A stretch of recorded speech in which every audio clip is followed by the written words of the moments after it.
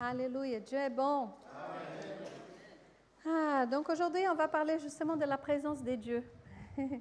J'aime tellement comme le Saint-Esprit travaille parce qu'on n'a pas communiqué le thème à la louange et ils ont chanté la prédication du début à la fin.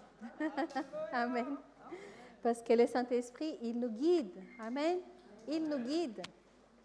Donc si tu n'es pas encore dans cette démarche de ta vie d'être guidé par le Saint-Esprit, je t'encourage vraiment, parce que c'est merveilleux. Vous savez, le Saint-Esprit, c'est celui qui connaît la fin de toutes choses. Il était là au début de la création et il connaît la fin. Et on a même on peut dire, quelques événements qui vont se passer à la fin de toutes choses qui sont écrites dans la Bible. Vous connaissez le livre d'Apocalypse, n'est-ce pas? Donc, il connaît la fin des choses. Et il connaît la fin de tous les projets qu'il a dans nos vies aussi. Il est notre aide. Il est celui qui a été laissé pour nous aider dans notre démarche ici. Ce n'est pas un privilège à quelques-uns. Ce n'est pas un privilège à ceux qui sont des prophètes ou peut-être des pasteurs. C'est un privilège à tous les enfants de Dieu. Les enfants de Dieu, ils sont guidés par l'Esprit de Dieu. C'est ça qui dit la parole. Amen.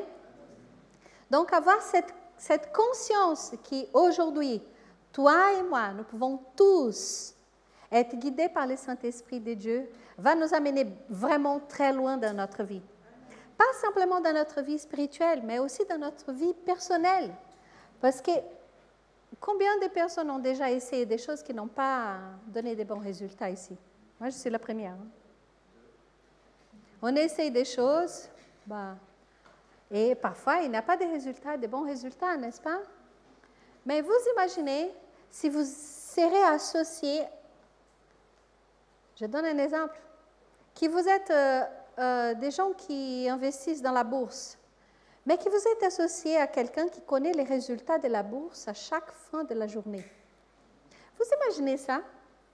Quel privilège! Donc, ça veut dire qu'à chaque jour, vous allez gagner et jamais perdre. Donc, le Saint-Esprit ne va pas vous souffler tout le temps, ce genre de choses, mais lui, il connaît la fin de toutes les choses. Donc, il nous bénit avec sa présence, avec son conseil et aussi avec sa sagesse. Donc, il y a des choses, bien sûr, qu'il ne va pas te dire, mais il va te donner de la sagesse pour pouvoir prendre des bonnes décisions. Déjà, il t'a donné une bonne tête. Amen. Là, un cerveau qui fonctionne. Et peut-être tu penses, mon cerveau, il ne fonctionne pas très bien. Mais tu peux parler avec ton cerveau. Parce que si toi, tu es le temple du Saint-Esprit, si la puissance de Dieu elle agit en toi, ton cerveau, il va être affecté aussi.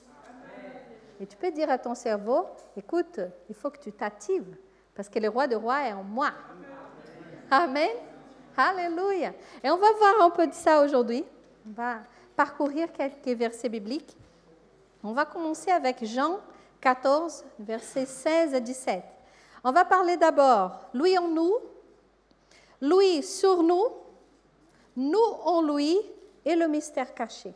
Amen. Ça va être les 4 étapes de la prédication. Donc, le premier verset, Jean 14, 16, il est là. J'ai lu la version qu'elle a. En moi, je prierai, et moi, je prierai le Père, et il vous donnera un autre consolateur, afin qu'il demeure éternellement avec vous.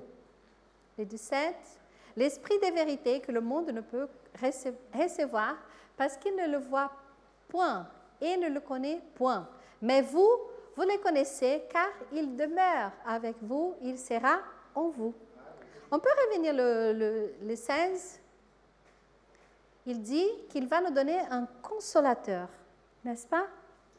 Donc, c'est lui il va nous aider, c'est le consolateur. Il y a d'autres versions qui parlent d'autres mots, mais en fait, si on prend vraiment l'origine du mot consolateur, c'est vraiment celui qui va nous aider. Ce n'est pas simplement dans le sens quand nous sommes tristes, il vient pour nous consoler. C'est vraiment une aide. Il va être toujours à côté de nous pour nous aider dans toutes choses. Et il est en nous. La Bible dit qu'il demeure en nous. Donc, il ne va pas quitter toi quand tu quittes l'Église.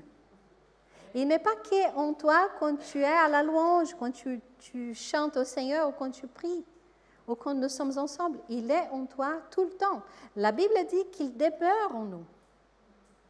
Et lui, il n'a pas de doute par rapport à sa maison.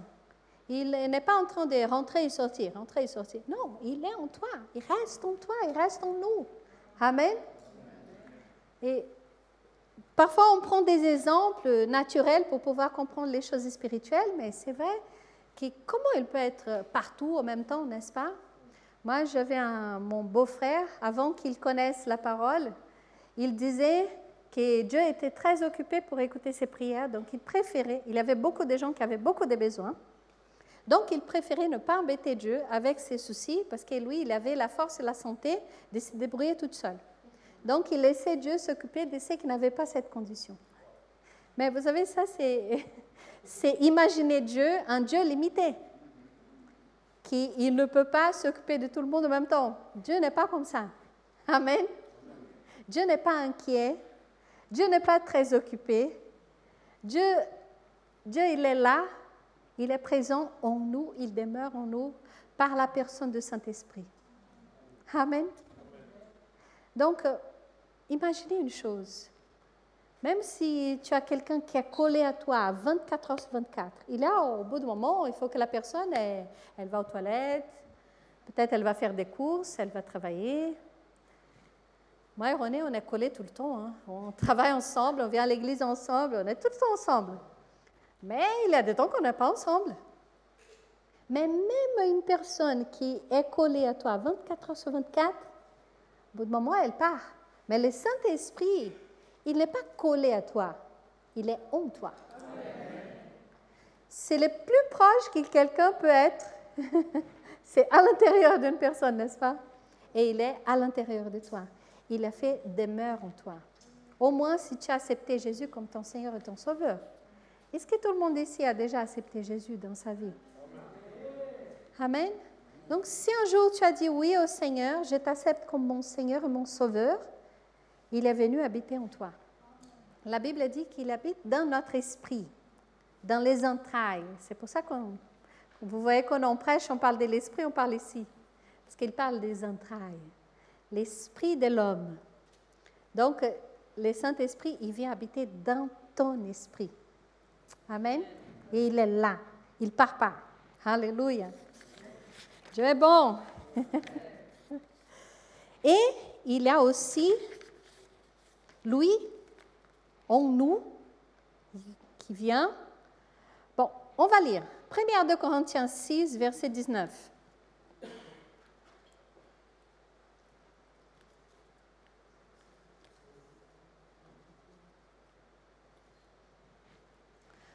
Première de Corinthiens 6, 19 dit « Ne savez-vous pas que votre corps est le temple du Saint-Esprit qui est en vous, que vous avez reçu de Dieu et que vous ne vous appartenez point à vous-même. » Alléluia! Il y a des gens qui disent « C'est mon corps, mes règles. » Plus pour nous. Quand nous donnons notre vie à Jésus, il devient notre Seigneur. Le Seigneur de notre corps, notre âme et notre esprit. Amen. Donc, ce n'est plus nos règles, c'est ses règles à lui. Si nous sommes vraiment donné notre vie au Seigneur. Amen. Parce que pour qu'il devienne ton sauveur, d'abord, il doit devenir ton Seigneur. Il ne peut pas être ton sauveur s'il n'est pas ton Seigneur. C'est une conséquence. Tu dis, Jésus, je te donne ma vie, je te donne mon cœur, et il vient habiter en toi. Et à partir de ce moment-là, il est ton Seigneur. Et ton corps ne t'appartient plus. Il est devenu le temple du Saint-Esprit. Amen. Et c'est pour ça qu'on doit faire attention à notre corps, à notre santé, comment on va gérer notre façon de s'habiller aussi, notre façon de manger, si on dort bien, si on ne dort pas bien, si on mange des bêtises, si on boit beaucoup, la cigarette. Pourquoi? Parce que ton corps, il ne t'appartient plus. Il appartient à ton Seigneur. C'est le temple du Saint-Esprit. Et comme Pasteur Dieudonné a dit, après le culte, on va nettoyer l'église pour les rendre belles, ça sent bon. Mais l'église, c'est les lieux où les saints se réunissent. L'église physique, ce n'est pas le temple de Dieu. Le temple de Dieu, c'est ton corps. Donc, si nous, on a ce soin pour un bâtiment qui, de jour au lendemain, peut disparaître, combien plus ce temple-là qu'il utilise tout le temps. Donc, on doit prendre soin de ce temple du Saint-Esprit aussi. Amen. Et avoir cette conscience, je ne peux pas partager le temple avec n'importe qui. Le temple du Saint-Esprit, il lui appartient à lui. Et quand nous, on va partager ce corps avec quelqu'un, ça va être dans une alliance que Dieu il bénit. Quelle est l'alliance que Dieu bénit? Le mariage. C'est pour ça que nous n'avons pas le droit de partager notre corps dehors du mariage, parce que Dieu ne bénit pas ce genre de choses. Il appelle ça les œuvres de la chair. Et est-ce qu'il y a des chrétiens qui vont, même étant temple du Saint-Esprit, vont pratiquer des œuvres de la chair? Oui, la Bible appelle ça des chrétiens charnels. Mais si nous voulons vraiment honorer Dieu dans tout ce que nous faisons dans notre vie, on va devenir des chrétiens spirituels. Et les choses qu'on faisait avant, c'est comme dit l'apôtre Paul, les choses qu'on faisait avant, on ne va plus le faire. On va laisser cette vie mondaine de côté et on va agir et marcher dans l'esprit et plaire à Dieu dans tout ce que nous faisons. Amen. On va lire aussi Romains 8, verset 11.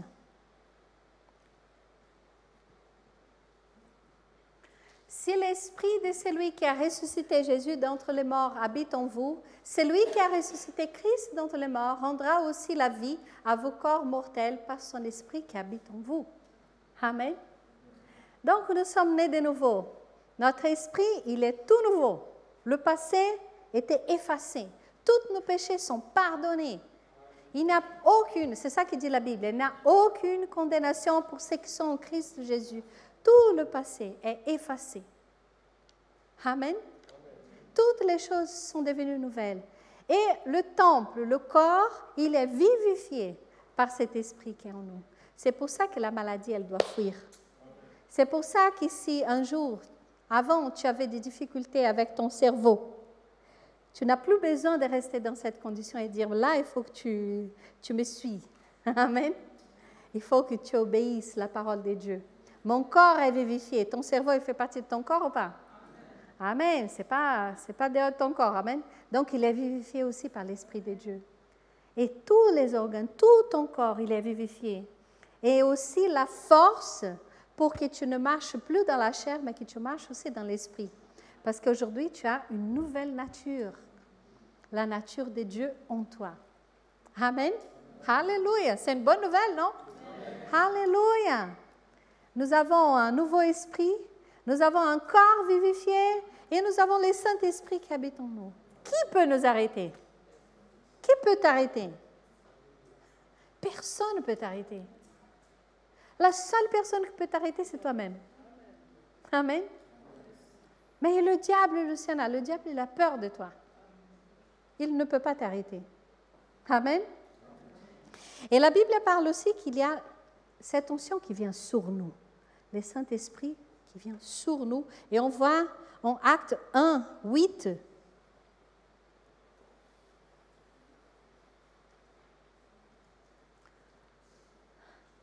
Et si mais vous recevrez une puissance, le Saint-Esprit survenant sur vous, et vous serez mes témoins à Jérusalem, dans toute la Judée, dans la Samarie et jusqu'aux extrémités de la terre. Ça, c'était Jésus qui a dit, il a dit, je pars, je laisse le Consolateur et il va venir sur vous. Donc, il y a l'Esprit qui vient en nous quand nous sommes nés de nouveau et il y a cette puissance qui vient sur nous quand nous sommes baptisés de Saint-Esprit. Et là, on va commencer à couler dans le don du Saint-Esprit. Le premier don, c'est de parler dans d'autres langues. On commence à parler dans d'autres langues. Amen. Et il vient sur nous. Et pourquoi il vient sur nous? Pour qu'on soit des témoins. Donc, il y a des fonctions différentes, vous voyez. L'Esprit en nous, il nous fortifie, il nous donne une nouvelle nature, il nous aide à marcher selon la parole de Dieu. Et l'Esprit sur nous, il vient pour qu'on soit des témoins. Amen. C'est cet esprit qui vient sur nous pour qu'on puisse avoir un esprit d'audace, qu'on prêche l'Évangile avec audace et que les gens puissent recevoir cette parole qui vient avec force, avec puissance. Amen. On n'a pas besoin de crier pour avoir la puissance. Amen. Jésus, quand il a prêché à la femme au bord du puits, il n'a pas crié sur la dame. Qu'est-ce qu'il a eu? Il a eu une révélation du Saint-Esprit. Il a vu la vie de la dame. Et cette dame, elle était tellement étonnée parce qu'il ne connaissait pas. Elle a dit, tu es vraiment un prophète de Dieu. Et je déclare au nom de Jésus, sur ta vie, que les gens vont regarder droit devant toi et vont dire, tu es vraiment un prophète de Dieu.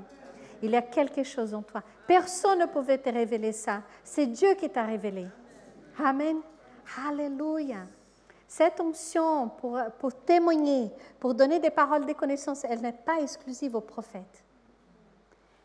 Elle est venue pour que nous tous, on soit des témoins. Amen. Donc, chaque croyant, il peut avoir ces dons du Saint-Esprit, des visions, des paroles de connaissance, les dons de guérison, pour prier pour les malades, pour qu'ils soient guéris. Et il faut vraiment qu'on en sorte dans la rue, qu'on en ait en contact avec les gens, qu'on puisse avoir cette sensibilité de laisser le Saint-Esprit nous parler et nous utiliser. Parce qu'il y a une onction qui est descendue sur nous. Aujourd'hui, on a eu des moments forts dans la louange. On a senti la présence du Saint-Esprit. C'est bon ça nous édifie. Mais il y a un but tout ça. Ce n'est pas simplement pour qu'on puisse se sentir bien, mais c'est aussi pour que quand on sort d'ici, on puisse partager cet évangile. Amen. Donc, il y a aussi Luc 4, verset 18. C'est Jésus qui parlait. En fait, il a repris ce qui était écrit sur lui dans le livre d'Ésaïe. L'Esprit du Seigneur est sur moi parce qu'il m'a oint pour annoncer une bonne nouvelle aux pauvres. Il m'a envoyé pour guérir ceux qui ont le cœur brisé, pour proclamer aux captifs la délivrance et aux aveugles le recouvrement de la vue, pour renvoyer libres les opprimés. Amen. Mais là, tu peux dire, mais Luciana, ça, c'était Jésus. Mais il a dit, avant de partir, je vous envoie le Consolateur, allez. En fait, la mission qui est sur lui, qui est la tête, il l'a transmise au corps, qui sommes nous, l'Église. Donc, la mission de Jésus, elle n'a pas fini, parce qu'il y a toujours des aveugles, il y a toujours des captifs, il y a toujours des gens qui ont besoin de cette puissance. Et l'Église, toi et moi, nous sommes là justement pour accomplir cette œuvre, pour annoncer la bonne nouvelle aux pauvres, pour guérir ceux qui ont le cœur brisé, pour proclamer les captifs de la délivrance et aux aveugles le recouvrement de la vue, pour renvoyer libres les opprimés. Il y a tellement de gens qui sont captifs, qui sont opprimés, et de tout type d'oppression. Parce qu'en pensant à l'oppression, c'est quand une personne elle est prise par des démons, on doit chasser les démons. Non, pas forcément. Il y a des gens qui sont opprimés par les circonstances de la vie, sont opprimés par le manque de connaissances. Ils ne savent pas qu'il y a un Dieu qui les aime, qui est prêt à les pardonner. Il y a des gens qui sont en train de rentrer dans un trou très profond parce qu'ils sont rongés par la culpabilité. Ils n'ont aucune idée qu'ils peuvent être pardonnés. Il y a des gens qui sont rongés par la tristesse, par la dépression. Et ils ont besoin de quelqu'un qui est oint du Saint-Esprit, qui puisse venir et les annoncer. Tu es libre. La dépression ne peut plus te toucher. Tu es libre. Tu es libre parce que nous avons la joie du Seigneur en nous. Si tu reçois Jésus dans ton cœur, tu vas sauter de joie parce que la joie, ce n'est pas un sentiment. La joie, c'est un fruit de l'Esprit. C'est ça qui dit la Bible. La joie du Seigneur, elle vient en nous, sur nous, elle se manifeste. C'est un fruit. Et elle se manifeste dans notre vie quand tout va bien et quand tout va mal. Et comment on arrive à se réjouir quand tout va mal? C'est par la foi, les amis. En sachant que nous avons un Dieu qui est fidèle et qu'il est là pour nous. Amen. Alléluia.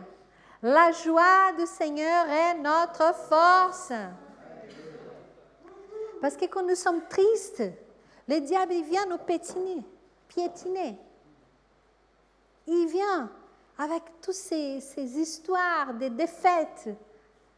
Et il vient te dire que ça ne va pas marcher, que pour toi ça ne va pas marcher, que pour ta famille ça ne va pas marcher, que pour ta carrière ça ne va pas marcher, que tu ne vas jamais trouver un mari, que tu ne pourras jamais tomber enceinte, que tu n'auras jamais une carrière, que tu ne vas jamais réussir tes études. Ça, c'est le discours du diable.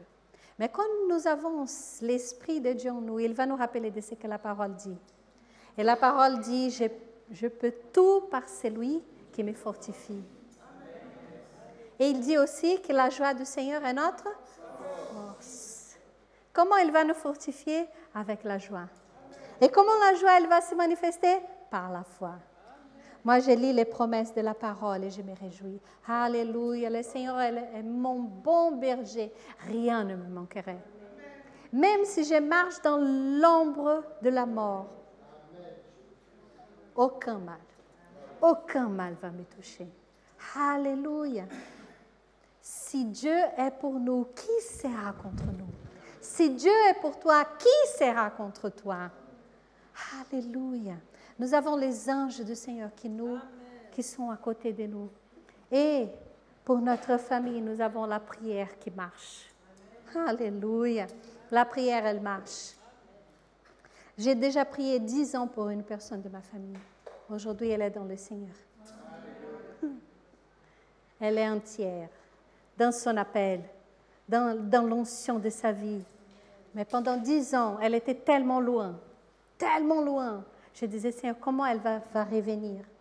Elle était à un doigt de nier la foi, complètement. Tellement sa tête était remplie de mauvaises choses. Mais le Seigneur l'a ramenée de tellement loin. Pendant 10 ans, la prière, elle marche. Dieu est avec toi. Ne lâche personne, amen. Ne désiste pas des gens que tu aimes vraiment. Ne lâche personne. Continue à prier pour les gens de ta famille. Dieu, il agit. C'est vrai que les gens, parfois, ils ont le cœur dur. Hein? Ils ne veulent pas nous écouter. Ils ne veulent pas écouter le Seigneur. Mais Dieu, il agit. Amen. Il sait comment le faire. Ce n'est pas notre travail de convaincre les gens de se repentir. C'est le travail du Saint-Esprit. Et il fait bien son travail. Amen.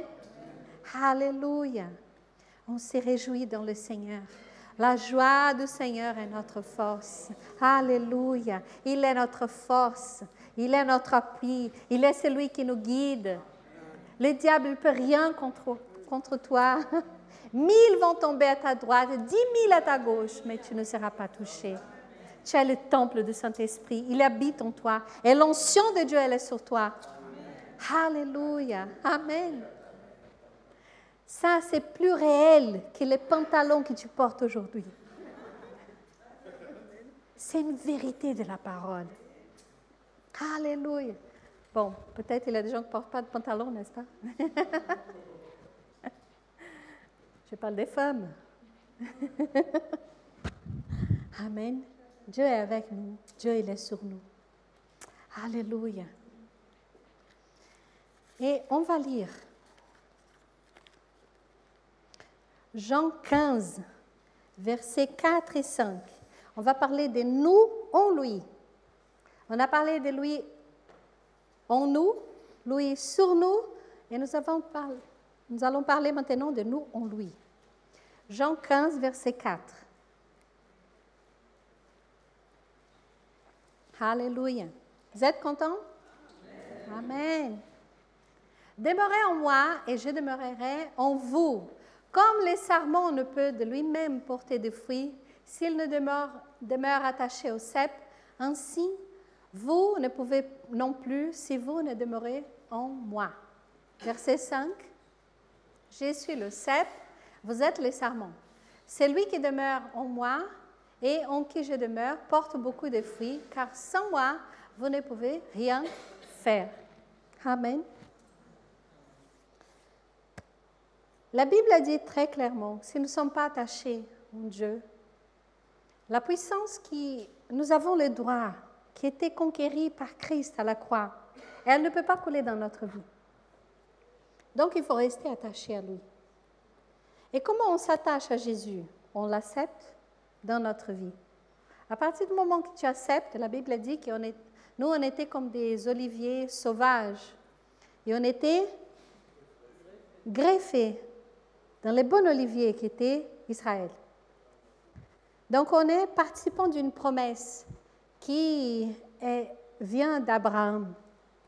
Mais vous savez, le plan de Dieu, il n'a pas commencé avec Abraham. Le plan de Dieu, il a commencé avec Adam. Au moment qu'Adam a chuté, tout de suite, Dieu a mis en place un plan. Il a fait des alliances avec l'homme, il a fait l'alliance avec Noé, il a fait l'alliance avec Abraham. Il a fait l'alliance avec Moïse. Mais toutes ces alliances, elles avaient des failles, elles étaient humaines. Ils avaient des faiblesses. Ça dépendait de l'homme. Et un jour, il a fait l'alliance suprême, ultime. Il a envoyé Jésus-Christ. Et il a payé le prix pour le pardon de nos péchés. Et aujourd'hui, quand quelqu'un reçoit Jésus, ses péchés sont pardonnés et on est greffé. Et cette sève, elle coule en nous. Donc aujourd'hui, tu as en toi cette sève. La Bible dit que c'est la nature de Dieu qui coule dans tes veines. Ce n'est pas simplement les sangs, mais tu as la nature de Dieu en toi, dans ton esprit. Ton esprit, il est né de nouveau. Tu as une nouvelle nature. Avant, Paul, il parle de ça, que tout ce qu'il voulait faire du bien, il n'arrivait pas. Et le mal qu'il ne voulait pas faire, il le faisait. Et le changement, les grands changements, c'est la nouvelle naissance. Quand on est né de nouveau, cette nature, elle est transformée.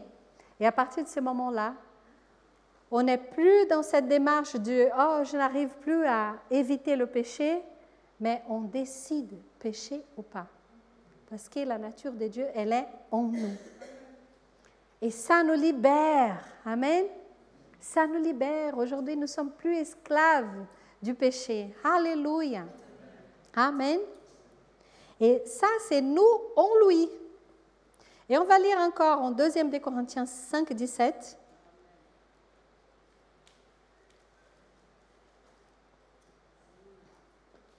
Si quelqu'un est en Christ, il est une nouvelle créature. Les choses anciennes sont passées.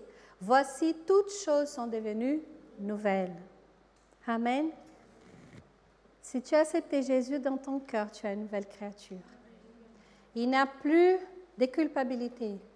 Il n'y a plus de malédiction dans ta vie. Il n'y a plus de malédiction qui puisse toucher ni toi, ni ta famille. Il y a des gens qui ont peur des malédictions de la famille.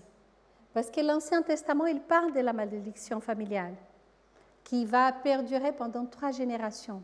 Mais la Bible dit qu'en Jésus-Christ, toute la malédiction, elle était clouée à la croix. C'est une nouvelle alliance. Ne regarde pas les choses passées. Toutes les choses ont été faites nouvelles pour toi. Et si le diable essaye d'amener la malédiction dans ta vie, aujourd'hui, tu as l'autorité de dire « Non, diable, sors de ma vie au nom de Jésus. Sors de ma famille au nom de Jésus. » Amen. Nous sommes libres, mes frères et sœurs. C'est ça qui dit la Bible. Toutes les choses ont été faites nouvelles. Si toutes les choses ont été faites nouvelles, pourquoi on veut s'attacher à la malédiction? Pourquoi on pense que le sang de Jésus il n'est pas assez suffisant pour que toutes les malédictions soient effacées de ta vie?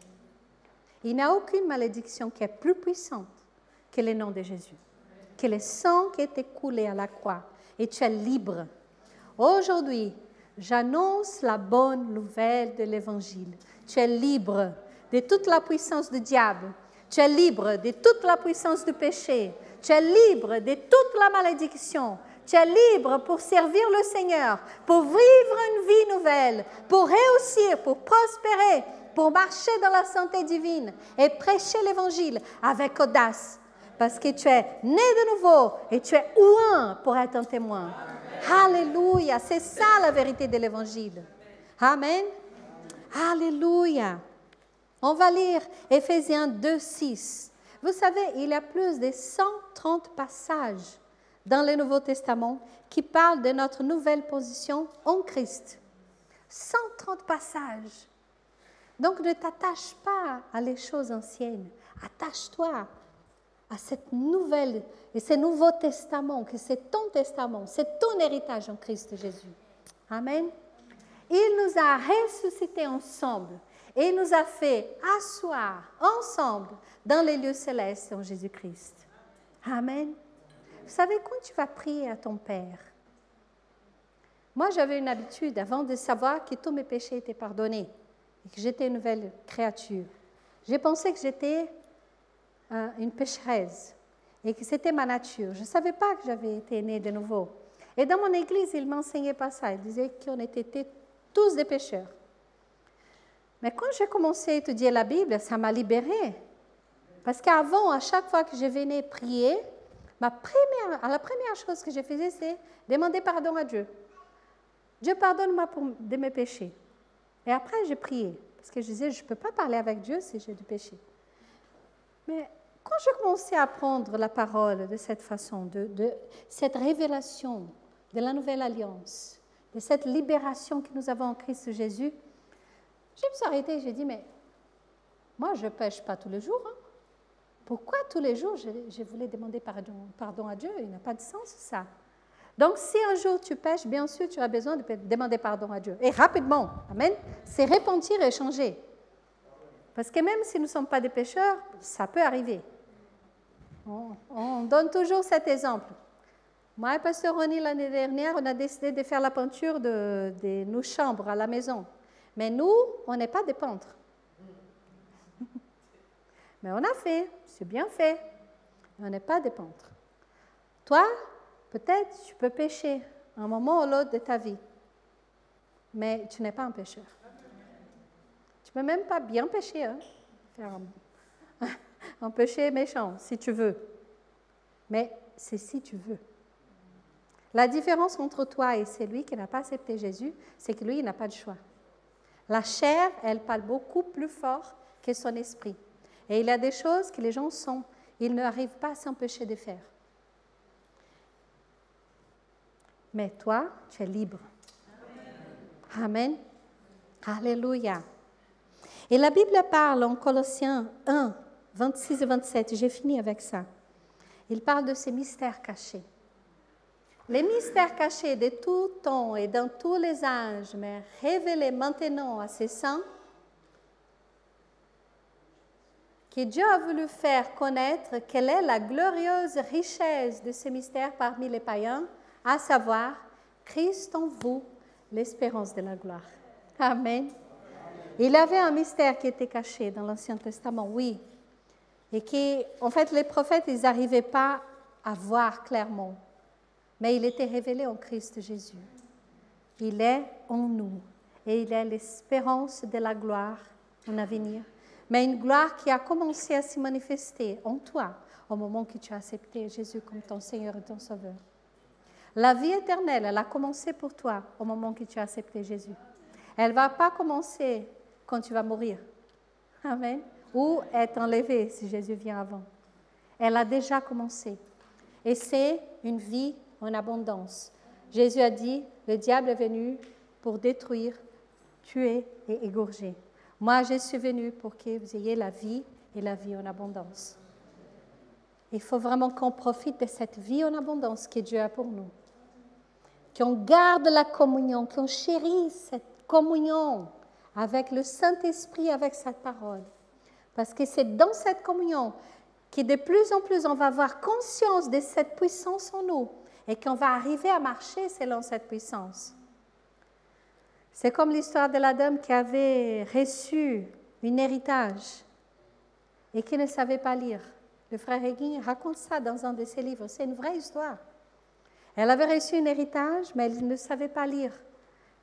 Elle a trouvé le papier très beau, elle l'a mis dans un cadre, elle l'a cloué dans son mur. Et elle a passé des années dans une pauvreté tellement grande qu'elle était en carence de vitamines. Et c'est ça qui l'a tuée. Et à la fin de sa vie, quelqu'un est venu chez elle et a vu l'héritage qu'elle avait. Et elle a pu profiter, mais pas assez. Elle avait des années. Et quand nous, on n'a pas cette communion intime avec le Saint-Esprit, même si on apprend les choses à l'Église, tu sais, les soucis de la vie, les distractions, il fait qu'on oublie. Et d'un coup, on est en train de marcher dans la chair, on n'est plus dans l'esprit. Et on oublie l'héritage. Et on commence à faire les choses par notre propre force. Et là, on dit, mais la parole, elle ne marche pas pour moi. Oui, elle marche. Mais il faut que tu puisses avoir une conscience de cette parole dans ta vie. Il faut qu'elle soit plus véritable que le vêtement que tu vas le mettre le matin. La Bible parle qu'on doit se revêtir de la puissance de Dieu. Donc le matin, il faut que tu te revêtisses de cette puissance. Comment? En se rappelant qui tu es en lui, qui il est en toi. En priant, prends l'habitude de prier, avoir vraiment l'exercice de la prière, la lecture de la parole, écouter des prédications de la foi. N'écoute pas n'importe quoi, amen. Parce qu'il y a des prédications qui vont t'amener dans l'ancienne alliance et vont faire une confusion dans ta tête. Écoute la parole de la foi. Écoute cette parole qui va te nourrir, qui va te mettre debout. Nourris-toi et tu vas voir comme ta vie va changer. À jamais. Et tous les plans que Dieu a pour toi, ils vont s'accomplir. Amen. On va prier. Oh, merci Seigneur pour ta parole. Merci Seigneur. Oh, merci Seigneur par cet esprit merveilleux qui est en nous, qui était déversé sur nous par la puissance. Oh, qui était promise par ton Fils Jésus-Christ. Merci Seigneur, qu'on puisse vraiment avoir les yeux spirituels ouverts, comme c'est marqué dans les livres d'Éphésiens, Seigneur. Les yeux spirituels ouverts, qu'on puisse avoir l'esprit des sagesses et des révélations, pas simplement aujourd'hui, mais à chaque jour, pour qu'on puisse vaincre toutes les circonstances qui se présentent devant nous, toutes les circonstances que le diable veut amener, et qu'on puisse marcher dans cette victoire. Au nom de Jésus, Papa. Amen. Amen. Merci beaucoup.